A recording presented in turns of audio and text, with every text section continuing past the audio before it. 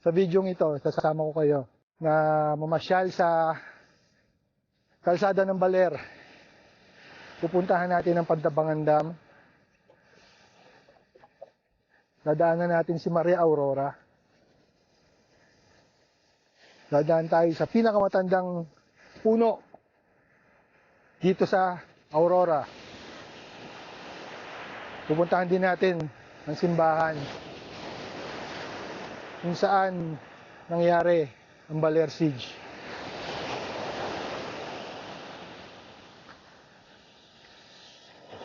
At dadali namin kayo dito sa magandang lugar sa Dinadjawan.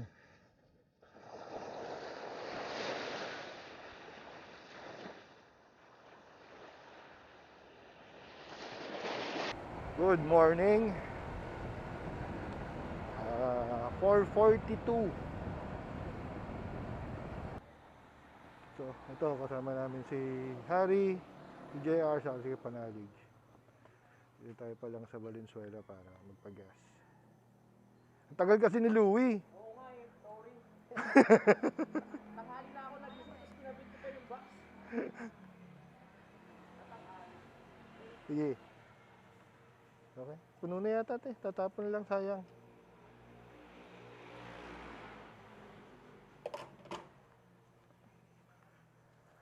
Minus 520 agad.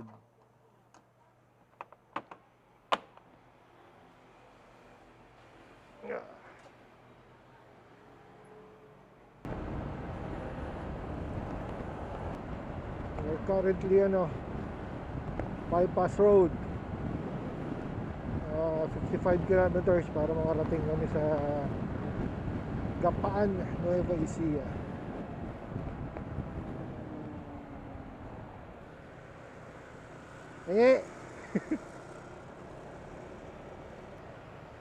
Kala ko bibigyan ako pandesal eh, nalok ako eh. Kala ko bibigyan ako pandesal.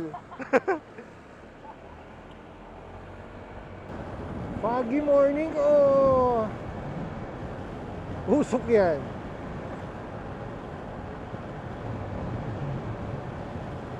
Ganda ng umaga dito sa Plaridel Bypass. Medyo fresh pa yung hangin dahil sa medyo mapuno pa tong lugar na to kahit industrial zone na.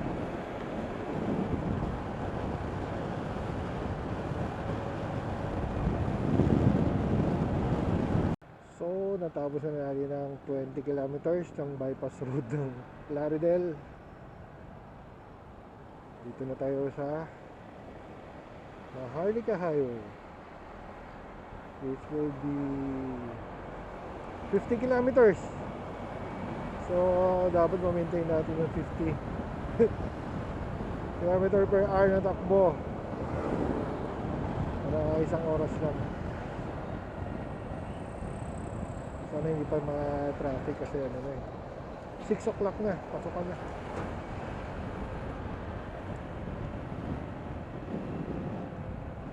Nueva Ecija na ba to? Ay, hindi pa. Kasi mga San Miguel, Bulacan pa. Oh, ito, San Ildefonso. Chicharon!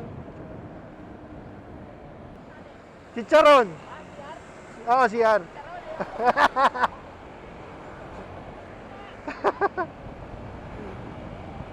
Woo! Gapan City!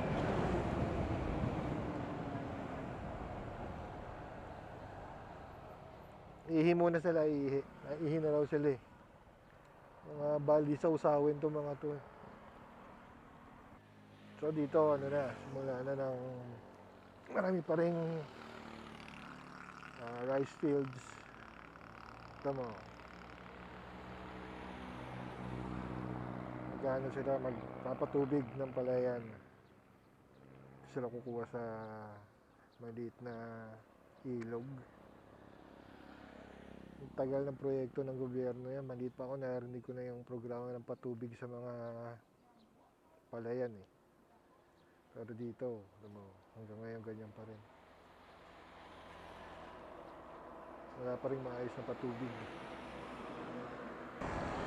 Hanap mo ako? Kala ko na ka na. Opo. Naghahanap pa ho. Nabotas po. Mga 5 ho.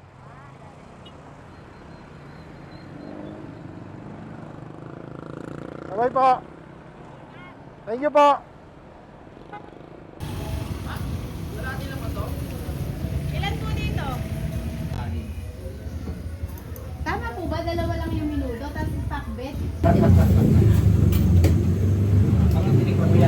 Bukas pa yun, bukas pa yun. Ako, ako pala yun. Aurora pa lang tayo.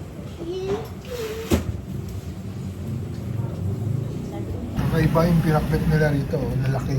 Ang dami, kala mo kare-kare na. Hindi ko alam ako kung ano ba yun. Kay... Repolyo? Repolyo. Baka kalaban niya. Hindi, hindi na. Laman. Hindi, may ako sa'yo. May tayo.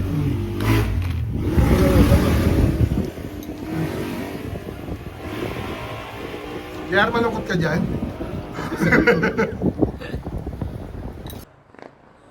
Sumubo lang kami, kumain lang. Sandali. Tara, let's!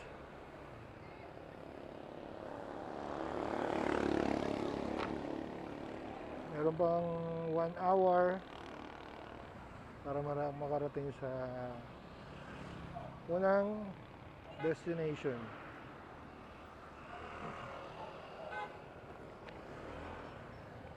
Llanera Nueva Ecija.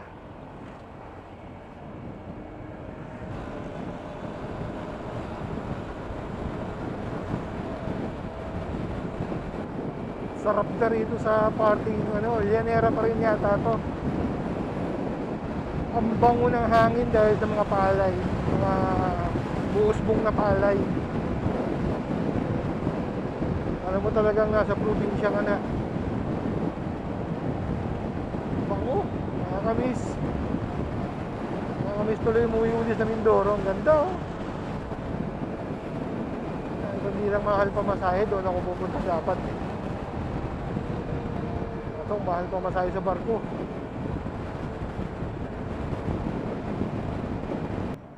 So, welcome to... What's this? Thank you pala nakalagay, hindi welcome. Pantabangan na siguro to. Yan na nga. Here we go. Welcome to Pantabangan. 30 minutes. Simula na ng dito, zigzag road.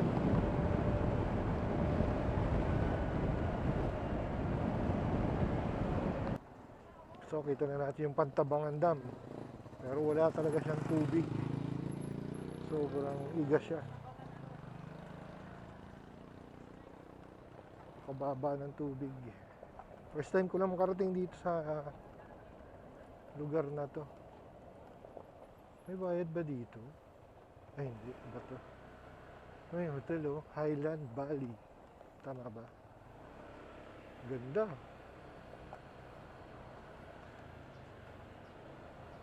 Nasa Bali, Indonesia.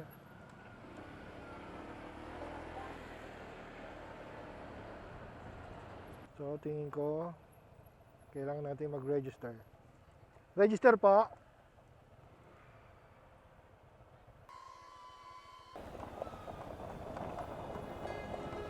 So, hindi na tayo sa Pantabangan. Ang init nga lang dito.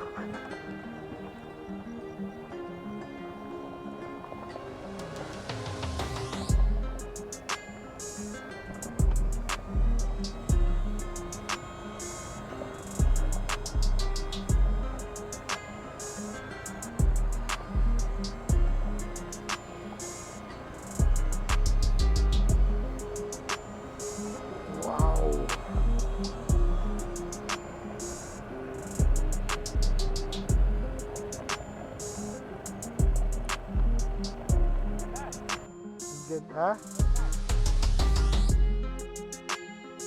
Wala, dito lang tayo eh. Doon din tayo, babalik din tayo ron. Silip lang. Yan yung dating simbahan.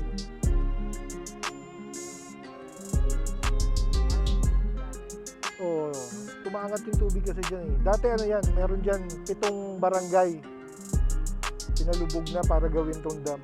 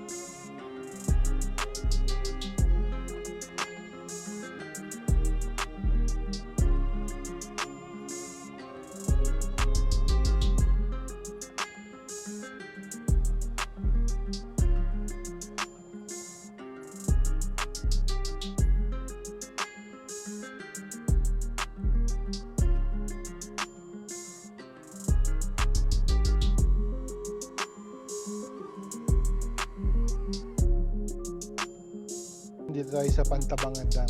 Ito yung sabi ko nga kanina, meron ditong 7 barangay na nasa 300 years old na yung yung town na yon. Pinalubog. Sinadyang palubugin dahil nga sa pagpapagawa na itong dam. Yung mga nakatira naman doon pinalipat sa mataas na lugar. Binigyan yata ng mga lupa nila, sari-sariling lupa. Second largest na dam sa Asia. Pero sa ngayon, makikita nyo wala talaga siyang napakababaw ng tubig niya. Sagad. Kitang-kita na ngayon yung lumubog na simbahan. Bali yung lumubog na simbahan yun is St. Andrew's Church. Nayo yata yun noong 1825. Dati, itong lugar na to, yung dam na to, farmland na merong 8,100 hectares. Laki. Yun nga, sa kasamang palad, yun yung lumabas na pag-aaral dito, ilagay ito. Kasi mas maraming ilog dito nagtatagpo sa lugar na to, sa Pantabangan. Kaya yung Pantabangan ay galing sa salitang Ilongot na sabangan, ibig sabihin sabangan, o yung pagtatagpo ng mga ilog dito. Bali ginawa itong dam na to para masuplayan yung mga farmland doon sa baba, para Pampanga yata, basta yung mga mas mabababang lugar dito sa Central Luzon, tulad yung Nueva Ecija. Nasa 77,000 hectares yata yung masusuplayan ng dam na to, kaya to ginawa. Nagpo-produce din ito ng yung dam na to, nagpo-produce ng 112 megawatts para sa kuryente supply dito rin sa paligid dito. Malamang sa Central Luzon din.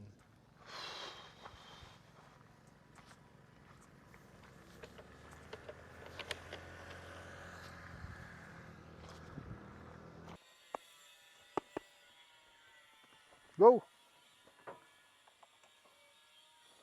So nakausap natin si Ate Lorna, yung may tindahan. Bali, taga dyan talaga yung yung parents niya, yung nanay niya. Inaabot nila yung lumang bayan ng Pantabangan. So kasama yung nanay niya sa pinaalis. Pero naman pala, binayaran sila kung gaano kalaki yung lupa nila at yung bukid, tapos may bahay na binigay sa kanila. Saka binigyan sila ng Department of Agrarian and Reform ng lupa na itataniman uli. Pero sabi niya nga, sabi ng nanay niya, mas maganda yung buhay nila doon dati, yung lumang bayan ng Pantabangan, dahil sa maganda ang tubig. Yung tubig pala doon dati is naiinom nila. Ngayon hindi na nila magawa na mainom yung tubig kasi marumi na. Malansa. Sabi niya, hindi na safe para inumin. Pero malaki ng daming nawala sa kanila. Yun lang, tourism. tourism ang kapalit dahil sa lake. Plus, sabi niya rin, ngayon, panahon na to,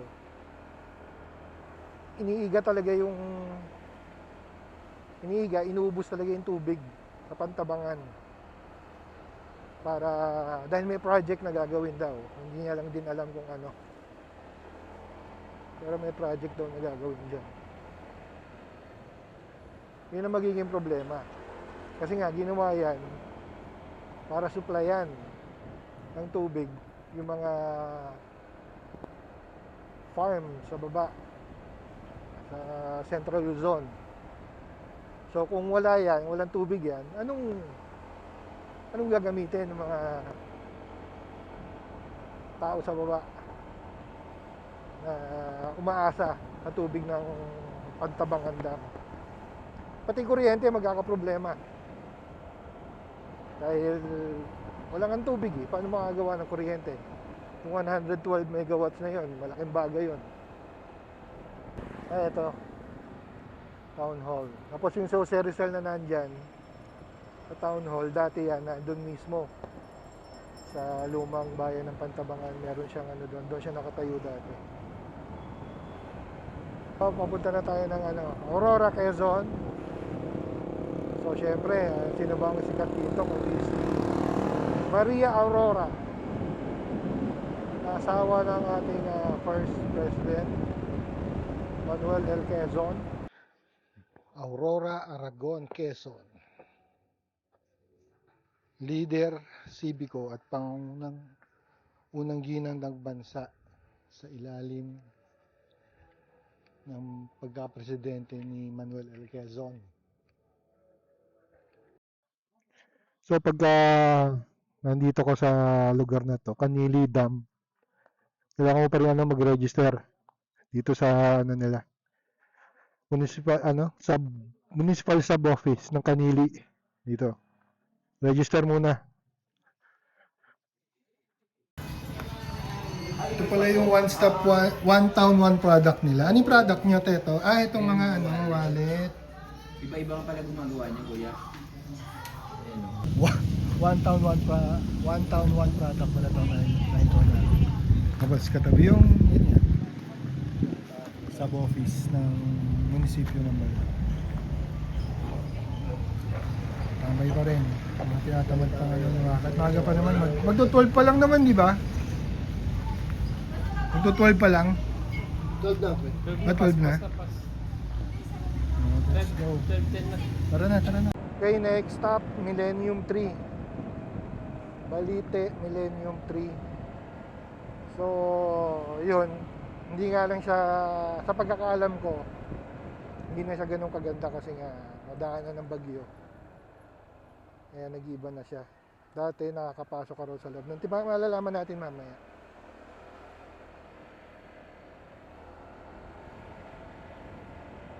Biyahe muna tayo ng 44 minutes pa. Still have 28 kilometers. Ganda talaga ng rito, ang kalsada, parang nasa Marilaki. Ang ganda ng kalsada. Well maintained. Madalang yung may sira. Bagay, isang factor na rin yung walang ganong dumadaan, walang mabibigat na sasakyang dumadaan. Kung meron man, madalang lang. Dahil sa sobrang low quality ng mga kalsada natin, pagka nadaanan ng mabibigat at malalaking sasakyan, madaling masira. Minsan nga, kahit ulan lang, nasira na eh. Pero dito, kahit walang asfalto, maganda pa rin.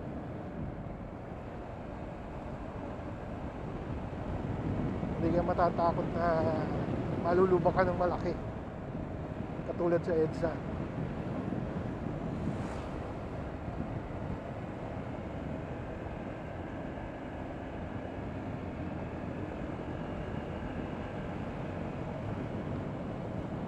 Dami nagtitinda ng dito, dragon fruit.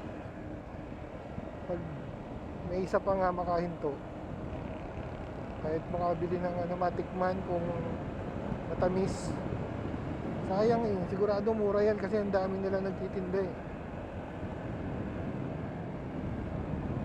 Check natin mamaya kung sana meron pa. Kasi ilan na inadaanan natin eh.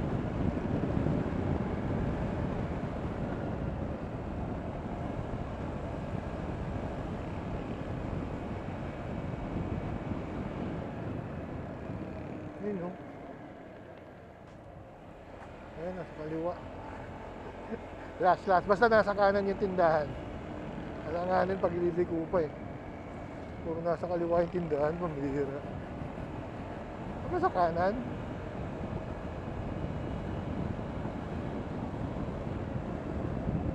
$35 per kilo. Matamis po yung dragon fruit.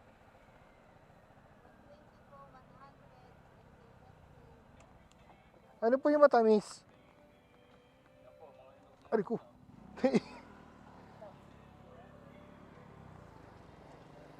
Andali, sayang. Mura yung dragon fruit eh. Dragon fruit. Sayang, mura to eh. Para may makain tayo. Hindi, kakainin natin. Meron dito dragon fruit, 35 lang. Wow. Isang piraso. Hindi, per kilo. Kasi ito may pre-taste si tatay. Oh, Pwede po bang pre-taste 5 piraso? tol, tigi-tigi, hati tayo, tigi-tigi sa. Hindi pwede yun ay. May kalahati Kasi ito. nandun na yung sa maliliit. Uy. Tayo paki nga. Lalagkit yung ano mo, Yung gloves. ulit, Ayan. Oy, tikman niyo yan. Kayong magtakong bakit dragon fruit ah. Mukha siyang dragon ah. Nga. Ayun niya. Ay. Ang sarap. Hop. No?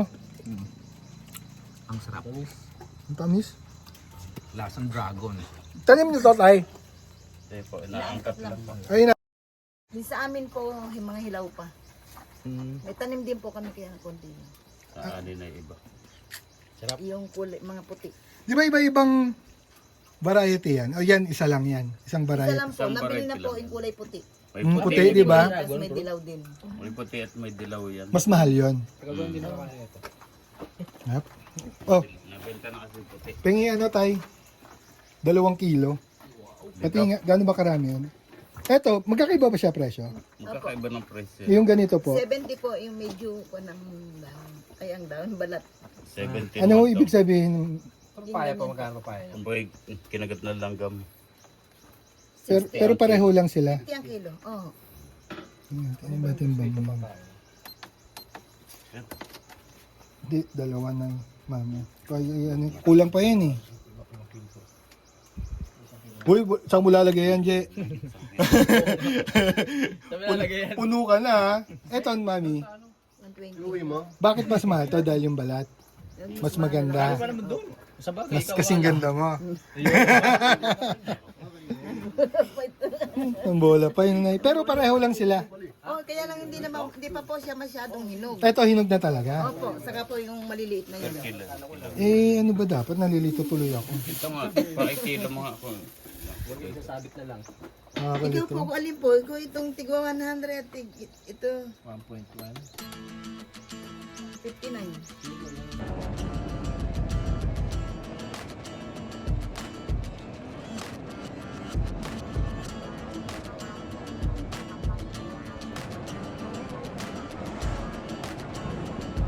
So, malapit na tayo. Mga 10 minutes ba? 15 minutes. Ayan, doon na tayo sa next destination natin ngayong araw na to. It's 12:50. Siguro, pagdating doon na rin muna kami kakain. Pero after that, may isa pa. Then, diretso na sa final destination. Sa araw na to. Sana hindi talaga umulan mamaya. May discount.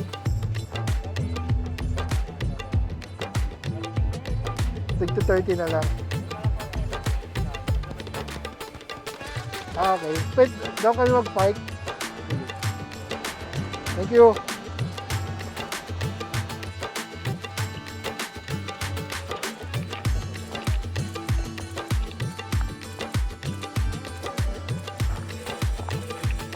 ito.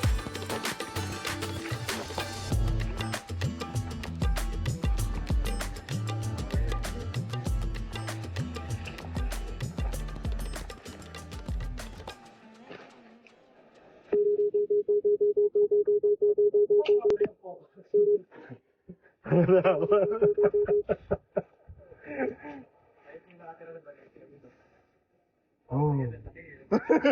Wala akong masaya. Dapat nagagano ako. Nang di ako nagahit. Oo nga eh. Sayang, no? Tapos nagdala akong gig.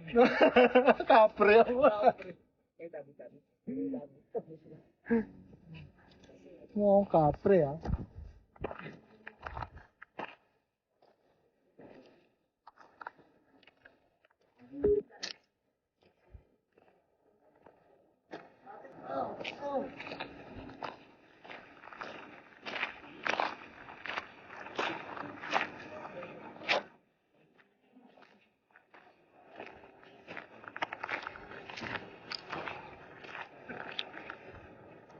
Yung Balete tree na to is nasa ano na pala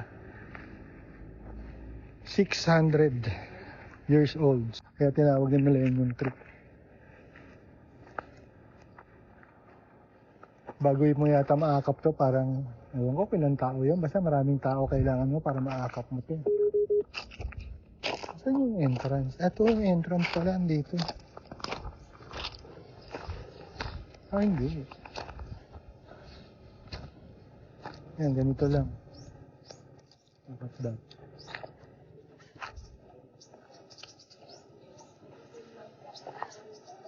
What the roots?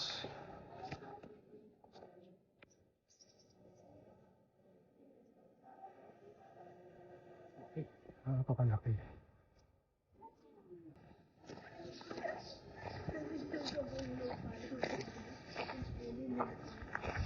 Kapagod? Pagod. Oo. Ilang steps? Ulitin ko na naman. Let's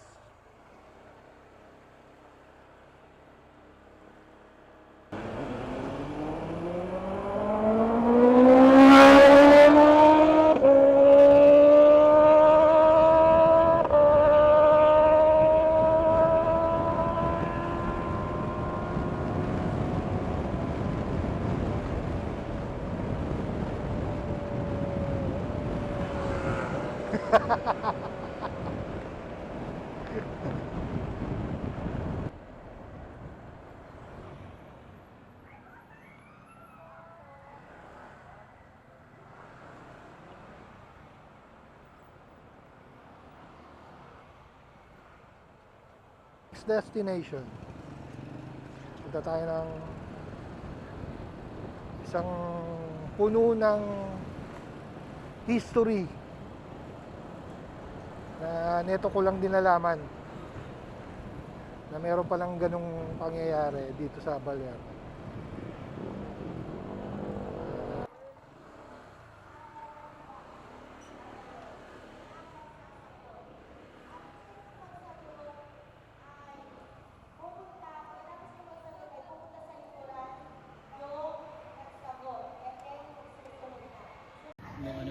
Hindi, dati nung panahon ng Kastila, Oo. may bumaba dito yung mga Kastila para panghawakan yung lugar na to. Yung baler. Yung Baler. Saka para mapigilan yung pagpapadala ng mga illegal na armas ni Manuel Quezon. So sila yung bantay.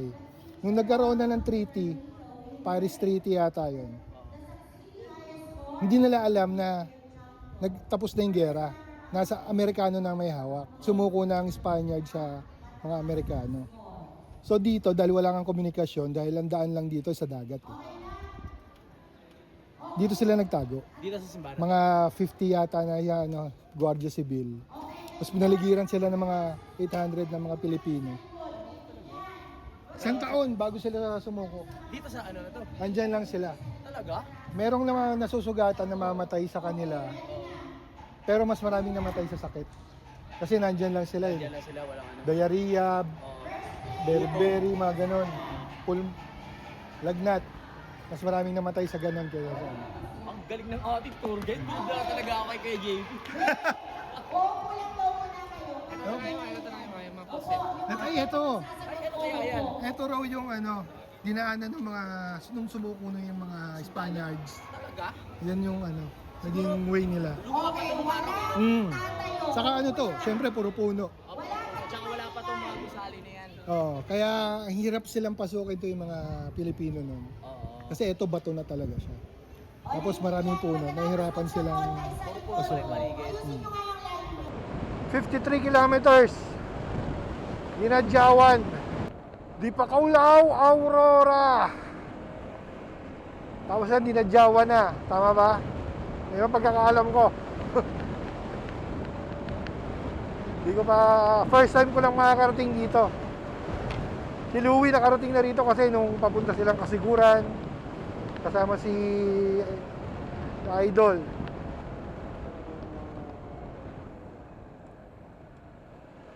Ako, first time. Pero dati ko pa gustong puntahan to eh. Sa wakas, dumating din ang panahon at pinayagan tayo ni Yaya.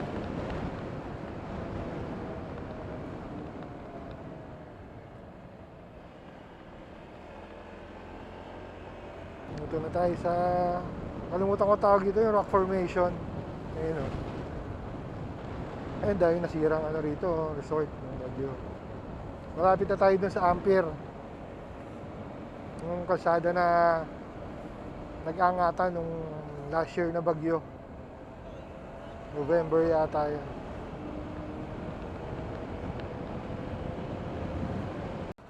Siyempre, picture tayo dito.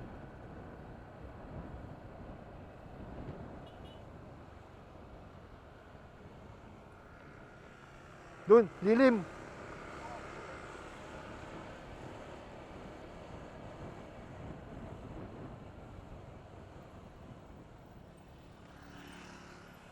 Wow, dagat.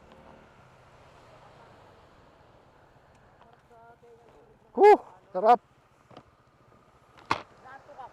Gusto mo pag-uwi kita ng ano, Panghilod? Laki dyan ah. Sarap. Ito yung nasira eh, no? Oo. Yan. Hanggang doon. Ngayon, hanggang doon si Ryan. Yung bagyo ng November.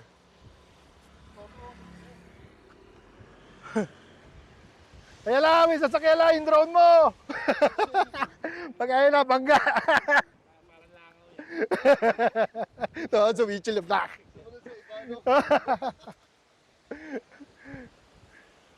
Ay, nako. Meron pa tayong 37 kilometers. Haba-haba pa. Ganda. Dito na lang kaya tayo. Diyan o. Ito yung isa sa may pinakamalaking pinsala nung ano, bagyo ng November. Ngayon mga kalsada sa baba na. Ito itong bahay dito.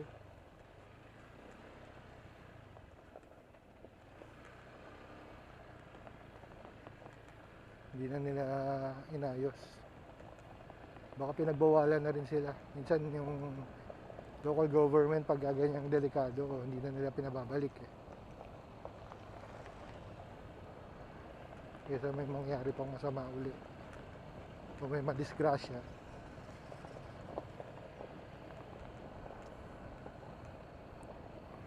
Pati yung mga bahay, alam ko dati may mga bahay din dito. Sa gilid. Hindi na rin pinabalik siguro. Ito yung mga natira.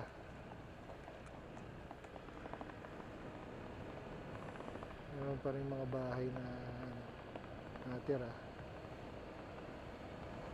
Ito, meron pa rin. Meron pa rin sila. Pero meron pa yan, mga barong-barong ba. Yung mga remnants meron pa rin.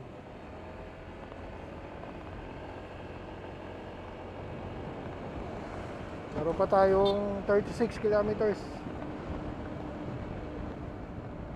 Haba-haba pa.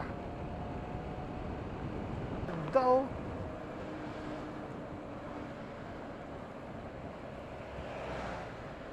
Ang gandang tingnan.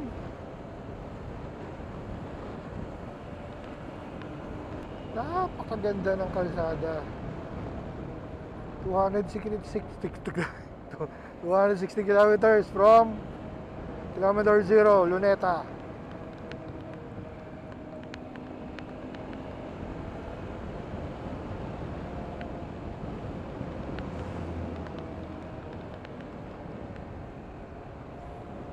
Ganda ng kalsada, para kang papunta ng ano. Ganito rin yun sa daan from Oriental Mindoro to Occidental.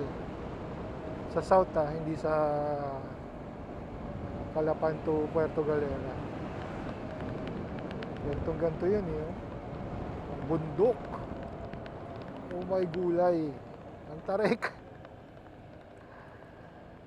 Tarik.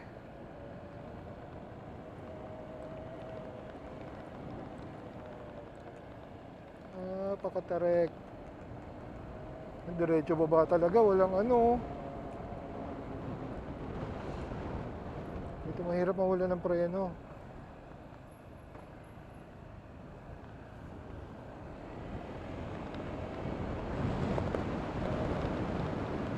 Tulad nung nangyari sa akin sa Lake Tabeo, na pababa na. Pudpud na pala ang aking preno.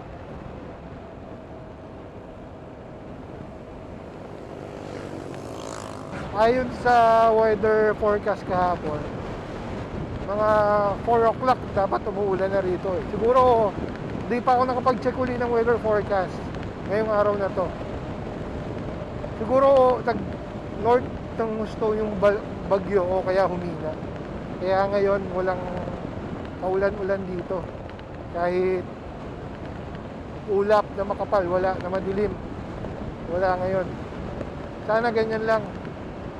Para maganda ang tulog namin mamaya. Makapagpahinga kami ng maayos, makapag-prepare ng tutulugan at kakainin. Pero dito kasi sa Aurora, pabago-bago talaga ang klima. Mabilis magbago ang klima. Unang-una na sa tabing dagat, Pacific Ocean. Bigla na lang may malakas na hangin at ulan na dumarating. Hindi mo alam. Thunderstorm na agad. Tulad nung last time na punta ko, ang init maghapon hanggang matulog ako. Nagising na lang ako ng ating gabi. Napakalakas ng hangin at ulan. Ganun kabilis magbago ang panahon dito, ang klima, ang weather ba.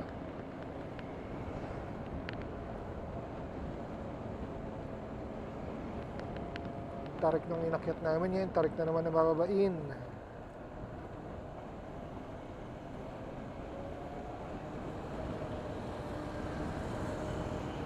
Nandito na yata sa right side natin yung tinatawag nilang Little Siargao. Yan ganyan, puro maliit ang kalsada, tapos puro puno ng nyog. Magkabilang kalsada, magkabilang gilid. Sayang hindi natin madaanan dahil 4 o'clock na.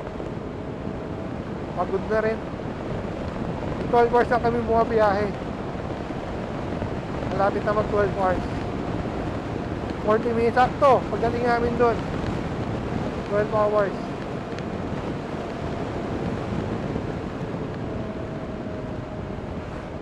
Talagang dito medyo makapal pa yung puno, pero makikita mo may mga landslides taas. Kita mo may mga patlang na walang puno. Ay sa taas ang dami.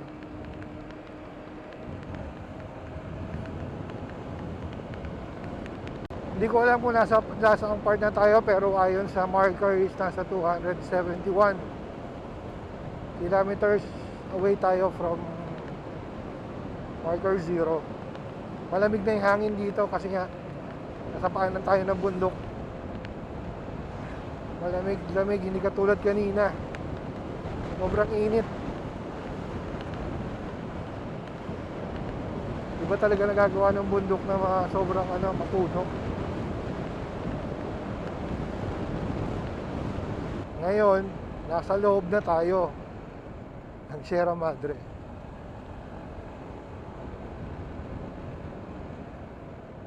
Ang lamig, ang sarap. yung hangin. Ramdam mo talaga yung pagkakaiba ng temperatura.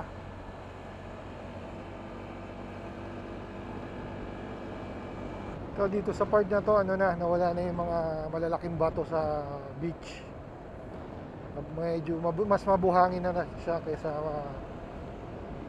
sa bato. Dinadyawan na to, dinadyawan. Ito, ang ganda na dito. Ganda na ng buhangin. Dito na kami maghahanap ng pagpapahingahan ngayong gabi. Dinadyawan. Currently, andito tayo sa JC Cottage and Rental. Hindi na kami gano'n naghanap ng pagpapahingahan kasi masyadong late na. 12 hours na kaming bumabiyahe. Ito na yung napili na lang namin na puntahan. Mura naman, naka-discount kami. 1.6 lang, bali 400 per head. May CR, may tubig. May mga cottages dito. Pwede nyong i-rent. Yun yata, 2,000 yata yan. O kami, mag-tent lang kasi kaya siguro may discount na. So ito na dito kami nag-park. Tapos meron din dumating na ibang meron din dumating na ibang bisita rito. So, meron din silang malalaking cottage. Hindi ko lang alam. Bukas, check ko na lang bukas kung magkano yung rent nila. Ay, yung rental ng bawat cottage. Madami siyang cottage eh.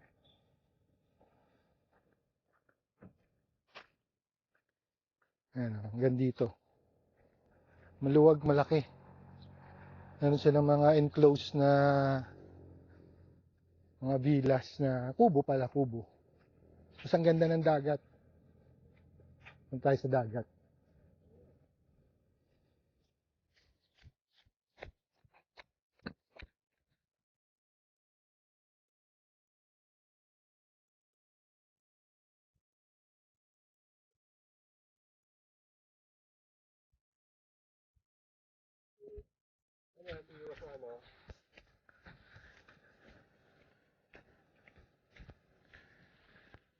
Dito tayo. Ang ganda. Woo!